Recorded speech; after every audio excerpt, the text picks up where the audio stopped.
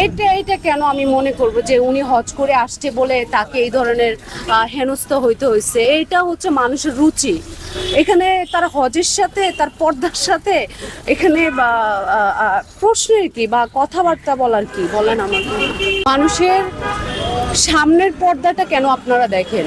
যে সে পর্দা করেছে বা সে হচ্ছে পাঞ্জাবি পায়জামা পরছে, টুপি মাথায় দিচ্ছে, সে একেবারে হাজি মোল্লা হয়ে গেছে, তাই না?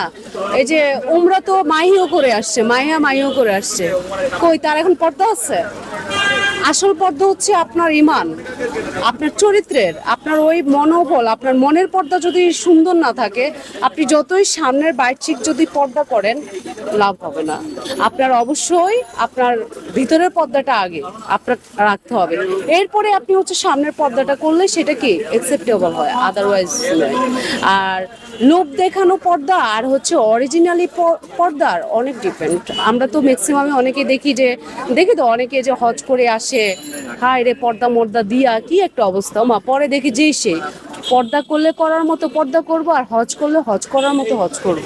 যেটাকে হজ করা মানে কি, নিজেকে একেবারেই হচ্ছে বা শুদ্ধ করে ফেলা, রংটা দিব না, শুদ্ধ এবং সুন্দর করে ফেলা।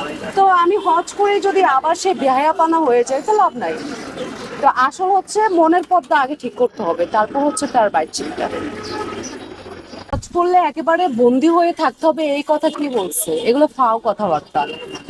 আপনি হ্যাঁ, আপনার আপনার চেহারা আপনি দেখাতে পারবেন, আপনি পুরো শরীর ঢাকবেন, তাই বলে যে সে কাজ করতে পারবে না, বাইরে বের হতে পারবে না, এটা কোনো হাদিসে নাই।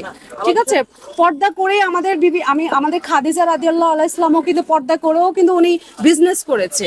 আপনার চেহারা আপনি যদি মনে করেন না আপনার চেহারা আপনার হচ্ছে আপনার দম বন্ধ হয়ে যায়, আপনার সমস্যা হচ্ছে, সেক্ষেত্রে আপনি চেহারাটা খোলা রাখতে পারবেন, সমস্যা নেই, এখন আপনার পুরো বডি পর্দা থাকবে, এটা তো সমস্যা নেই।